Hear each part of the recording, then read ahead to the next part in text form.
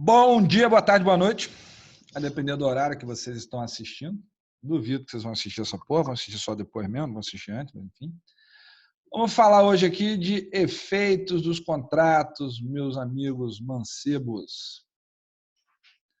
Se vocês souberem o que é mancebo, vamos ver se na aula vocês vão falar. E aí, quem falar, souber o que é mancebo na aula, eu posso pensar em dar um prêmio. Tá bom? Vamos ver se vocês assistiram isso antes mesmo ou não. Então, no começo, vocês vão perguntar, pessoa, mancebo é isso. Tá bom? Aí vai, então tá bom. E quem falar primeiro só também, viu? Tem que correr com essa história. Vamos lá, gente. Bora, porra. Efeito dos contratos, a gente vai ter 2 aulas, tá? Essa semana, metade disso daqui, e semana que vem a outra metade. Hoje a gente vai falar dessa parte aqui, tá? Semana que vem, efeitos particulares. Mas parece não, gente, mas isso aqui é o que tem mais conteúdo, inclusive, tá? O principal efeito do contrato, gente, tá? É, de fato, o vínculo jurídico, né? Melhor dizendo, o vínculo jurídico como principal efeito da celebração do contrato. A partir do momento que a gente tem uma relação contratual, o que significa? Todo contrato ele vai ligar 2 pessoas, de regra, relações sinalagmáticas, ok? Cada um com suas obrigações, essa é a regra. Lembrando que temos, como a gente viu na aula passada, obrigações unilaterais, que só tem obrigação de uma das partes. Mas, de regra, os contratos são bilaterais, são sinalagmáticos. O principal efeito de um contrato é criar obrigações. Gente, isso aqui é para a vida, pelo amor de Deus, tá? O principal efeito de um contrato é justamente a criação de obrigações. Por quê? A gente está falando lá do 4º período passado, direitos obrigacionais. Como é que são criadas obrigações? Ato ilícito, declaração unilateral de vontade e contratos. O contrato, ele cria obrigações, põe na cabeça, tá bom? Estabelecendo, então, um vínculo jurídico entre as partes contratantes, ok? Uma verdadeira fonte de obrigações, conforme a gente viu lá atrás. Todos os efeitos de um contrato têm relação meramente obrigacional. Por quê? Porque a gente tem que diferenciar os direitos obrigacionais ou direitos pessoais, ou direitos de crédito, tudo a mesma coisa, eles são diferentes dos direitos reais. Tá? Um contrato gera apenas obrigação, o contrato não transfere propriedade, o que a gente vai ter aqui. Como é que eu transfiro propriedade? Vimos no semestre passado, através da tradição, se o bem for móvel, e através do registro, se for imóvel. Aluno meu que saiu, estudou comigo e se formou e não sabe dessa porra, é porque não prestou atenção, porque eu falo assim negócio toda aula. Vamos lá, efeitos jurídicos decorrentes da obrigatoriedade do contrato. Né? Vimos que um dos princípios importantes é o princípio do pacta sunt servanda, né? Pacta sunt servanda, ou princípio da obrigatoriedade dos contratos. O que significa isso? Significa que, ao estabelecermos um contrato, as partes vão criar aqui relações jurídicas, de modo que há uma obrigação em cumprir aquela obrigação que foi pactuada, aquela prestação que foi pactuada. Né? O contrato tem força vinculante, pois se ele não tivesse essa obrigatoriedade, não teria sua função jurídica, não teria sua função social, não teria sua função econômica. A força vinculante do contrato é importantíssima. Para quê? Para vincular as partes, gente, para ela cumprir aquilo que ela se obrigou. Né? O contrato tem, portanto, força de lei entre as partes, vinculando os pactuários como se essa obrigação fosse oriunda de um dispositivo legal. Eu costumo dizer, já falei isso com vocês, que eu acho que o contrato ele é muito mais sério do que a lei propriamente dita. Porque a lei ela é genérica, ela é geral, serve para todo mundo. Eu, Danielzinho, não fui lá no Congresso para falar para o legislador, concordo com essa lei aí. Se ainda assim eu sou obrigado a cumprir aquilo que o Tiririca com o senhor Rodrigo Maia decidiram lá em Brasília, eu sou obrigado a cumprir, Quanto mais um contrato que eu faço contigo, que eu assino com você e que eu falo, vou cumprir. Estou falando contigo. Ó, se eu estou falando isso, eu tenho ainda mais obrigação de cumprir com aquilo, cumprir com a minha palavra, tá? A gente está falando, então, de autorresponsabilidade.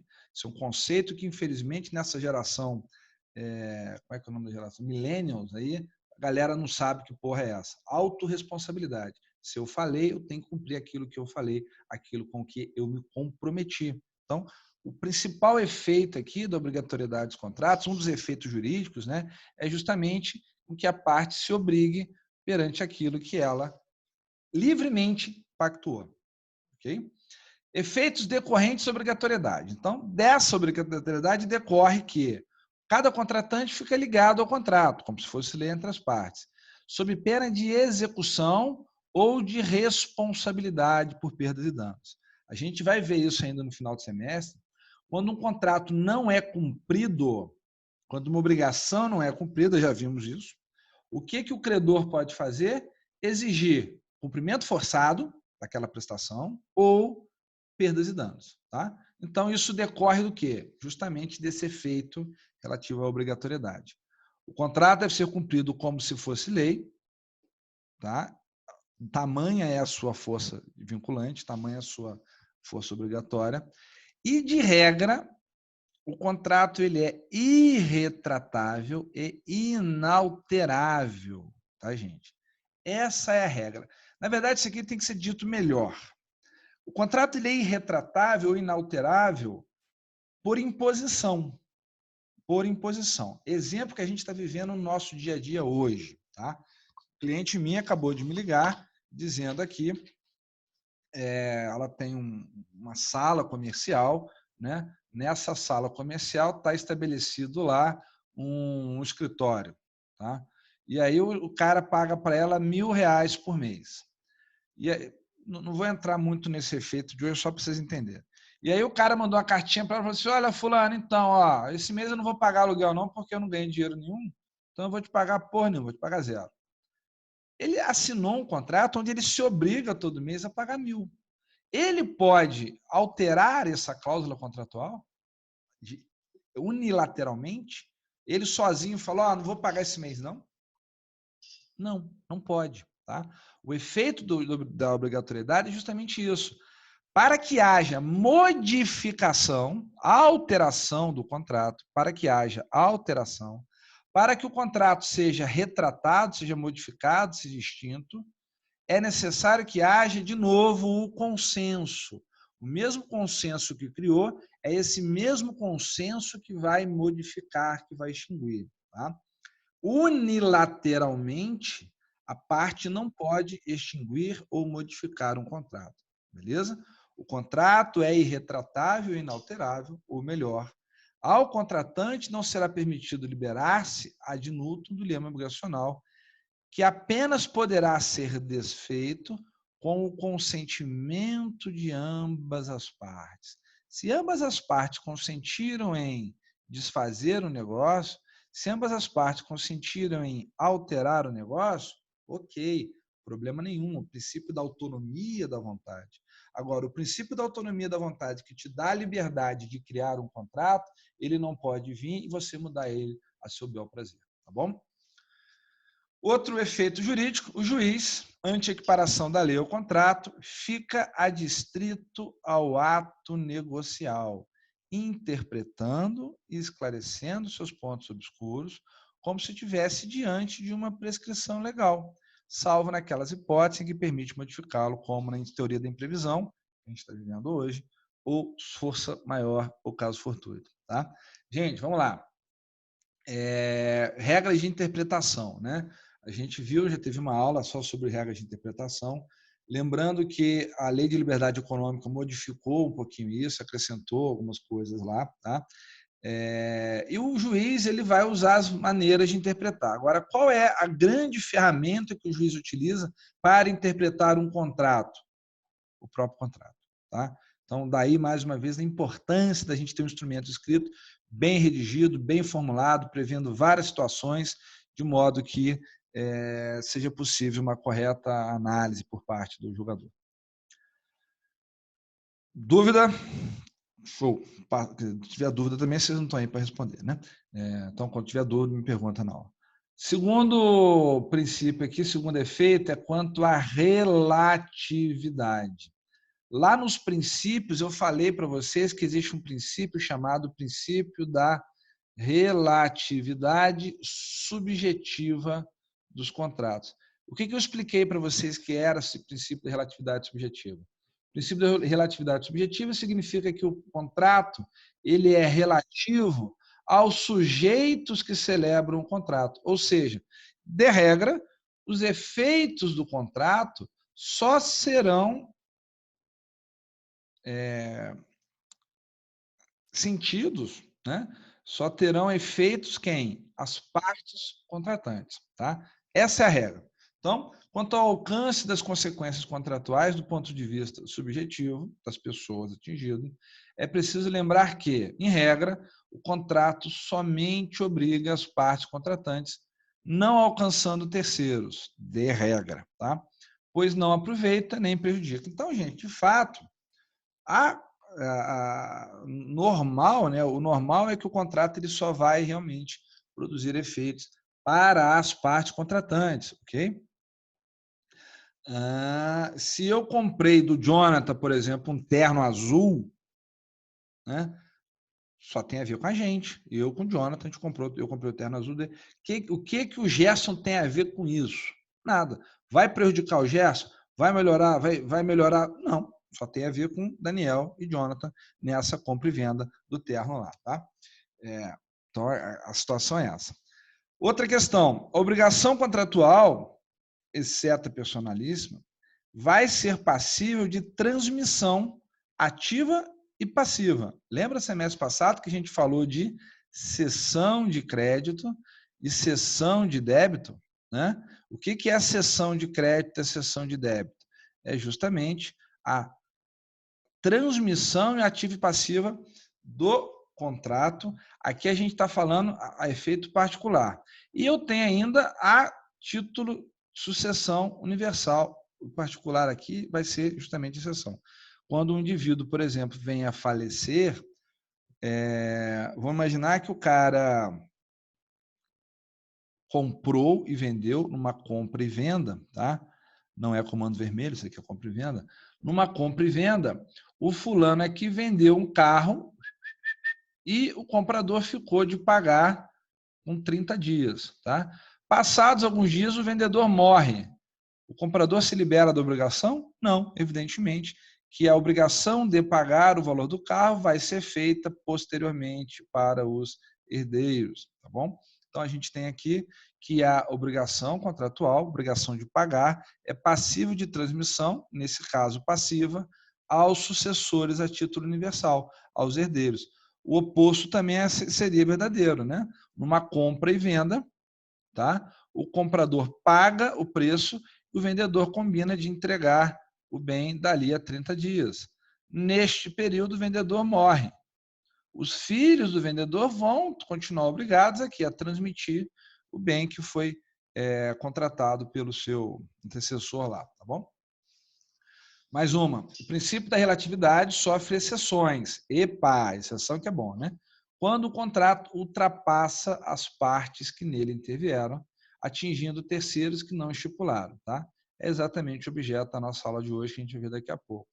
Assim, pessoas alheias à formação do contrato sofrerão seus efeitos. A gente vai falar hoje da estipulação em favor de terceiro, do contrato com pessoa a declarar e da promessa de fato de terceiro, que são justamente a exceção ao princípio da relatividade subjetiva. A eficácia do contrato também é relativa ao objeto, pois dele surgem obrigações de dar, fazer e não fazer, evidente. Tá? Então vamos lá, gente. Com relação à relatividade, a gente vai ter efeitos em relação aos contratantes, ou seja, a gente está falando aqui de relatividade subjetiva. É a regra geral. A gente vai ter efeito em relação aos sucessores, seja a título universal, falecimento, seja a título particular, numa cessão de débito, numa cessão de crédito, numa cessão de contrato. E eu ainda vou ter efeitos em relação a terceiros. Tá? Quais são essas hipóteses? Estipulação em favor de terceiro, promessa de fato de terceiro e contrato com pessoa a declarar. Ok? Então, eis o nosso tema de aula de hoje. Então, é feito em relação aos contratantes, é a regra geral, tá? A força vinculante restringe as partes contratantes. Isso é, as pessoas que, em virtude de sua declaração, estipularam direto ou indiretamente, tá? Pois, em nosso direito, não é necessária intervenção direta do contraente, já que nada impede que se contrate por meio de representante sob a forma de mandato ou de gestão. Aqui, gente, ele está falando simplesmente o seguinte, tá? Quando eu falo de indiretamente aqui, é possível que uma das partes nomeie um representante, tá? E essa nomeação através de representante vai se dar através do contrato de mandato ou ainda através da gestão de negócios. A gestão de negócios é um ato, uma declaração unilateral de vontade que a gente aprende ainda semestre que vem só. Aqui está por volta do artigo 800 alguma coisa. Gestão de negócio vai estar no artigo 861 do Código Civil e o contrato de mandato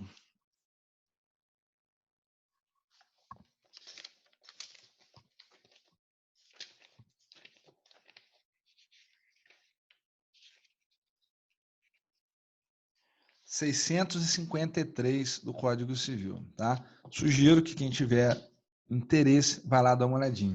O mandato já tem aula gravada, já está lá no YouTube, se vocês quiserem assistir, vocês podem. Então, na prática, o que eu tenho? O mandante, gente, ele não atua em nome próprio, o mandatário, desculpa. O mandatário não atua em nome próprio, o mandatário atua em nome do mandante. Então, quem está contratando, a Maria está contratando com José. A Maria nomeia, tá? Uma pessoa, ela nomeou o Daniel para ser representante dela naquele negócio. Então, quando o Daniel vai lá e negocia com o José, não é Daniel quem está negociando. Na verdade, quem está negociando é Maria, que é a mandante que passou para mim os poderes. Tá? Então, aqui é só a questão de indiretamente. Ela não está presencialmente, mas ela está lá documentalmente. Ela quem vai fazer o negócio, não é Daniel, porque Daniel ali ele é mero representante da Maria. Tá? Com relação ao efeito dos contratos com relação aos sucessores, a gente pode ter a título universal e a título particular, conforme eu já falei. Tá? A título universal, gente, a gente está falando da transmissão causa-mortes, tá? No caso do falecimento de uma das partes do contratante. O crédito e o débito se transmitem causa-mortes a quem? Ao sucessor universal. Esse sucessor universal se investirá em todos os direitos creditórios, em todas as obrigações decorrentes do ato negocial. É o exemplo que eu dei para vocês da compra e venda. O vendedor morreu. Se o vendedor morreu antes de entregar o bem, os herdeiros desse devedor, os sucessores a título universal desse vendedor, vão ficar obrigados a entregar a coisa. Ou o contrário, o credor morreu. O credor, então, ele tinha que receber do vendedor a grana. Os herdeiros, os sucessores do credor, vão se investir nos direitos creditórios daquele falecido. Tá? É isso. Okay? Todavia, quanto ao polo passivo, será de bom alvitre ressaltar que a herança responderá pelo pagamento das dívidas. Mas, feita a partilha, cada herdeiro só se responsabiliza proporcionalmente à parte que ele coube na herança. Vamos lá, gente, o que é isso? Isso aqui é uma questão simples e, ao mesmo tempo, pode dar um pouquinho de problema. Tá? No direito brasileiro, lá nas sucessões, vocês vão aprender lá no 9º período, o que acontece? Qual é a regra? Só se transmite aos herdeiros o quê? Bens. Tá? Só se transmite aos herdeiros bens. O herdeiro não recebe dívida. O que significa isso, gente? Olha só. O processo de inventário e partilha serve para quê? Inventariar é arrecadar os bens, saber o que tem de inventário, igual se faz inventário de loja, inventário de oficina, inventário da loja, quantas peças tem, quais roupas tem, é isso que faz, analisa, junta tudo que faz. E a partilha é a divisão para os herdeiros. Só que no meu inventário, o que eu vou fazer? Eu vou fazer uma coluninha de tudo que o credor, tudo que o falecido tem de bens. E numa outra coluninha, eu vou analisar tudo que ele tem de dívida. Então, se eu apurei que o cara tem 2 milhões de reais de patrimônio, mas ele deixou uma dívida de 800 mil, significa o quê? Que esses 2 milhões vai pagar a dívida de 800 mil e vai sobrar aqui 1 milhão e 200 mil reais. Esse 1 milhão e 200 mil reais é que vai ser transmitido para os herdeiros. Cada herdeiro vai ter direito, então, a 600 mil. Não é isso aqui que divide. Eu tenho que pagar as dívidas primeiro. Uma vez paga a dívida, a gente divide. Então, quando eu tenho uma sucessão e se eventualmente a parte do negócio, a parte contratante que veio a falecer, ela deixou dívida a pagar, quem vai pagar a dívida não são os herdeiros, tá, gente? Quem vai pagar a dívida é o espólio, é o conjunto de bens que o cara deixou, vai pagar a dívida. Se o cara deixou bens suficientes para pagar a dívida, ótimo. Se o cara não deixou bens para pagar a dívida, o credor fica no beiço, tá, gente? Infelizmente, essa é a realidade do direito brasileiro, tá? O credor, coitado, vai ficar sem receber. Lembrando que os herdeiros não têm nada com essa história, né? Cada um responde pelos seus atos. Então, paciência, quem mandou fazer negócio com meu pai, já que meu pai era picareta, ele é a pessoa que tivesse lá mais responsabilidade, tá? Observação muito importante aqui. Os sucessores, gente, a título universal, não são terceiros. Por quê? Porque a gente sabe muito bem que no caso de falecimento, os sucessores vão suceder, vão entrar no lugar da parte contratante principal, tá? Não é terceiro.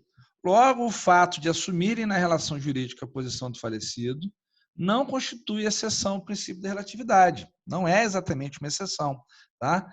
Na verdade, eles são submetidos às consequências jurídicas que não provocaram pessoalmente. Mas, por força da lei, a gente sabe muito bem que o sucessor, a título universal, vai herdar se o antecessor dele tiver crédito a receber e vai ser responsável, de acordo com as forças da herança, pelo pagamento da dívida que o antecessor deixou. Tá bom? Dúvida, vocês me perguntem na aula, mancebos. Com relação a títulos singular, né? Aí é que a gente vai ter, ó, os sucessores a título singular, como aquele do cedente, adquiriu um ou vários direitos determinados ou legatários são alheios ao contrato. Tá? A cessão do contrato bilateral, aí a gente vai ver a matéria do semestre passado, gente, que eu falei de cessão de crédito, cessão de débito e cessão do contrato. A cessão do contrato bilateral só será possível se ambas as partes consentirem nisso. Tá? Assim, nenhum contratante poderá ceder a sua parte no contrato sem o assentimento do outro. Tem a ver com a obrigatoriedade, né, gente? Se eu contratei, tá? Se eu contratei com a Inara uma relação contratual, a Inara não pode passar de maneira nenhuma aquela obrigação, aquele crédito do contrato que eu tenho com a Inara para a Camila, a não ser que eu concorde, tá? Daniel fez um contrato com a Inara. A Inara pode pegar o que ela tem de crédito e débito e passar para a Camila sem a minha autorização? Pode não. Agora, se eu falei, não, Camila, não, Inara, beleza, a Camila vai assumir as obrigações, ela vai receber, show de bola, pode ser a Camila. Até prefiro, né? Mas tudo bem. Então, aí, nesse caso, havendo consentimento, ok, tá? Agora, exceto se o cedente, que já cumpriu toda a prestação assumida, surgir como credor da outra. O que significa isso? Daniel fez um contrato com a Inara, tá? A Inara já cumpriu a parte dela. O que a Inara tinha que fazer? A Inara tinha que pentear macaco. A Inara tinha pentear macaco é sacanagem, porque, porra, vamos fazer um negócio mais escroto para a Inara fazer. A Inara tinha que passar 300 camisas do Vasco, né? Um jogo de camisa que eu tenho lá, 300 camisas do Vascão, a Inara vai adorar, né? Ela foi e passou as 300 camisas do Vascão. A parte dela ela já fez. O que eu tenho que fazer agora? Eu tenho que pagar, né? Na verdade, ela tinha que me pagar, né, por ter oportunizar ela a ter um contato tão bom com o manto. Mas, enfim, eu combinei com ela que eu ia dar R$ 30 para isso, né? R$ 30 para ela passar as 300 camisas do Vasco. E aí, ela já cumpriu a parte dela. Então, ela pode, nesse caso, ceder para a Camila o quê? O crédito. Como a gente viu semestre passado, na cessão de crédito, não é necessário que haja a anuência do devedor, tá? Então, aqui é isso exatamente, tá? Nada óbvio é que o devedor convencione com o terceiro e que este assuma a responsabilidade de seu débito perante o credor. O que, no entanto, não havendo consentimento deste, nada modifica a situação originária do devedor. Isso aqui a gente vai falar daqui a pouco aqui, lembrando que para assunção de débito tem que ter o consentimento do credor de regra, tá bom? Se não teve consentimento, não tem validade, não tem efeito. Então vamos lá, seguindo. Agora a gente já falou dos efeitos dos contratos relativamente às partes, tá? Relativamente aos sucessores a título universal, no caso de falecimento, sucessores a título singular ou particular ali, que é a cessão de crédito, cessão de débito, cessão de contrato.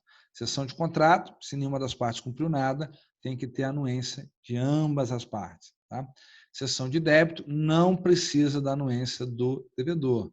Aliás, cessão de crédito não precisa da anuência do devedor. Simplesmente o credor tem que notificar o devedor, quem vai receber agora é a Camila. Bom? E na cessão de débito precisa da anuência, evidentemente, do credor, tá? Ou assunção de dívida. Agora a gente vai falar dos efeitos dos contratos relativamente a terceiros, sabendo exatamente que isso aqui é uma exceção, né? Porque a regra é que os efeitos são apenas as partes, tá bom? Que convencionaram, que assinaram. As partes que assinaram os direitos e obrigações são elas que estão vinculadas aos direitos e obrigações. De regra, o terceiro não. A exceção dessas três figuras aqui: estipulação em favor de terceiro, promessa de fato de terceiro e contrato com pessoa a declarar, tá? Vamos lá.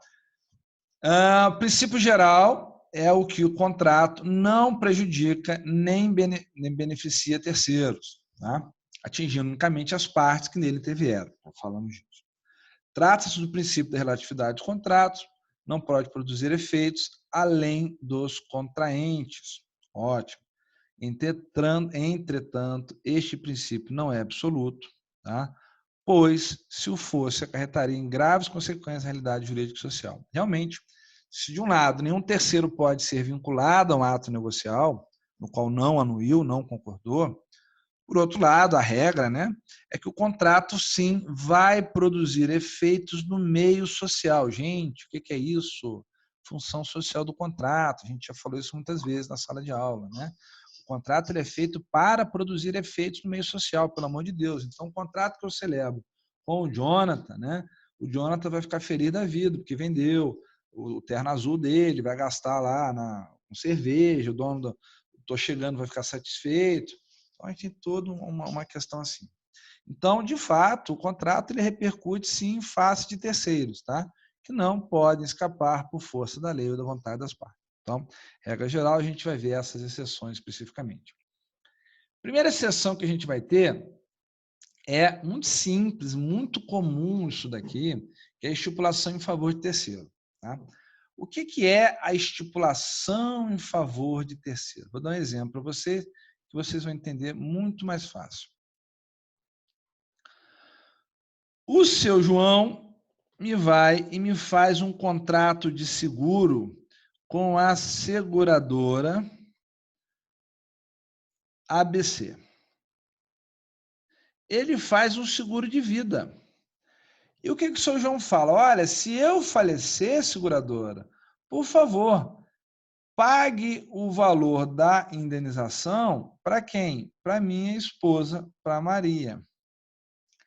Quem contratou, gente? Quem contratou foi João com seguradora. Maria contratou? Não. Maria assinou o contrato? Não. Maria simplesmente foi colocada no contrato como beneficiária daquele contrato de seguro. Aí eu pergunto, se o João morrer, Maria vai sofrer efeitos em relação a esse contrato? Vai. Por quê? Porque se estipulou em favor da Maria algum benefício, algum efeito daquele contrato, tá bom? Então, a gente vai ter a estipulação em favor de terceiro muito presente nos contratos de seguro de vida, tá? Então, é muito claro aqui. Outro exemplo que a gente vai ter. João e Maria agora se divorciaram. João e Maria se divorciam e aí o João estipula na divórcio que ele faz com Maria, num contrato, que ele vai beneficiar o Joquinha, tá? O Joquinha vai sofrer um benefício, quem que é o Joquinha? O filho dele com a Maria. Então, ele estipula ali um benefício em favor do Joquinha, em favor de terceiro. Então, é muito possível que isso aconteça. A estipulação em favor de terceiro opõe-se ao brocardo vigente no direito romano, que não admitia que um acordo produzisse vontades em relação a terceiros por não ter consentido no contrato. A doutrina e a moderna legislação vêm admitindo em larga escala, a realização dessas convenções, estipulações em favor de terceiro. O Código Civil seguiu essa orientação, admitir lá no artigo 436 e 438, tá? Ao 438, perdão. O que estipula em favor de terceiro, chamado de estipulante, pode exigir o cumprimento da obrigação, tá? Então, a regra legal está aqui, não vou ficar lendo lei, vocês sabem ler lei, né? O que a gente tem aqui na estipulação em favor de terceiro? Requisitos bobos. Um requisito subjetivo são as partes, tá? Na estipulação em favor de terceiro, eu tenho que ter 3 partes. O estipulante é aquele indivíduo que vai estipular em favor de terceiro, tá? Ó, sem ser representante, quem quer que seja, agindo em seu próprio nome, João, contrata benefício, seguro de vida, e, no interesse de terceiro, Maria, obtendo, deste modo, de outrem, seguradora, uma promessa em favor do beneficiário. Então, o estipulante aqui, gente, no caso é João. Sabe onde vai ter muito essa estipulação? CSN contrata o seguro com a Mafre, tá? Em favor do funcionário. Quem é o estipulante? CSN, porque a CSN é que contratou com a Mafre, tá? A estipulante, CSN estipula em favor do funcionário, que é o terceiro. Eu tenho ainda o promitente, é aquele que faz a promessa, ou então ele é o devedor, né? Esse promitente, a Mafre, a seguradora, ela se obriga a uma prestação perante o estipulante. Olha, se acontecer a situação, eu vou pagar para o funcionário, eu vou pagar para sua esposa lá, para Maria, tá bom? E eu tenho ainda o terceiro elemento aqui, que é o beneficiário. Ele é o terceiro, tá? A quem o contrato vai aproveitar. Então, no caso do João falecer, quem vai se dar bem é a Maria. No contrato a CSN com a máfia. A CSN ele faz um contrato com a máfia dizendo o seguinte: olha, se acontecer alguma coisa com o meu funcionário, pague a ele. Então, a máfia é devedora dessa obrigação e ela vai pagar ao funcionário. Tá bom? Requisito objetivo, evidentemente, objeto lícito, possível determinado, obra, artigo 104. Para que se configure, será preciso que haja uma vantagem patrimonial, gratuita ou não, que vai beneficiar essa terceira pessoa. Óbvio, né, gente? Aqui, para estipular em favor de terceiro, você tem que ter algo que favoreça terceiro. E o requisito formal aqui é a questão da forma, tá?